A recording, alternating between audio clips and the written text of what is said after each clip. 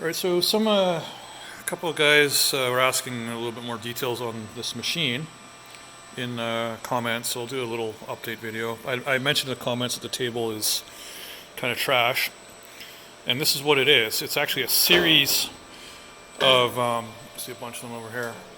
It's just a bunch of extrusions bolted across the support. So the frame is, you can see here, it's solid and solid across. There's nothing, the only thing crossed now is just this sheet metal coolant kind of catch thing. So as you can see, the main top support was these aluminum extrusions bolted across these tiny little screws.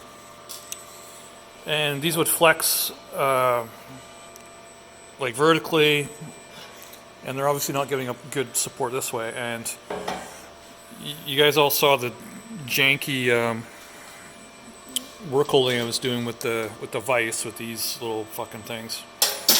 When you tighten them, they would actually push down, like the aluminum would bend down on the extrusion, so you can't get a good clamp on it.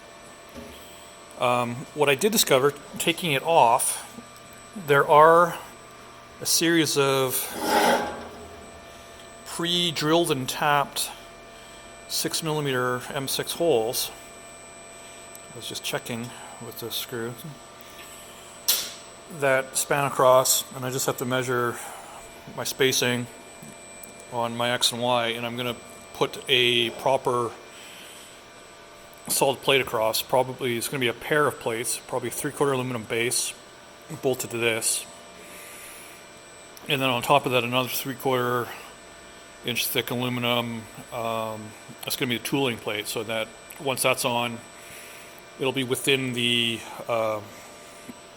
cutting range, and we'll mill it flat so it'll be square to the spindle, and drill a bunch of like M6 threaded holes for fixturing and get a proper fixture, so I'm not using this this little crap that came with it. So that's what's the situation with this thing is right now. It's weird that they did this, and then there's obviously, maybe it's an option I didn't get, but to do a solid plate, holes are ready to go, which is nice. Another thing, in fast movements,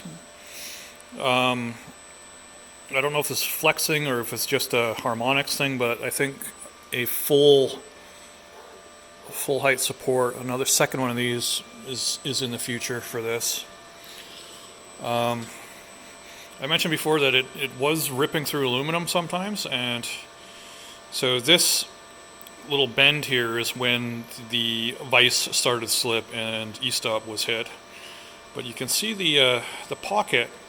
It did a very nice job on the pocket until the vibration kind of loosened the work holding, pardon me, and things started to get scary. So E-stopped it. It didn't actually even break the cutter. It stopped it in time. But a proper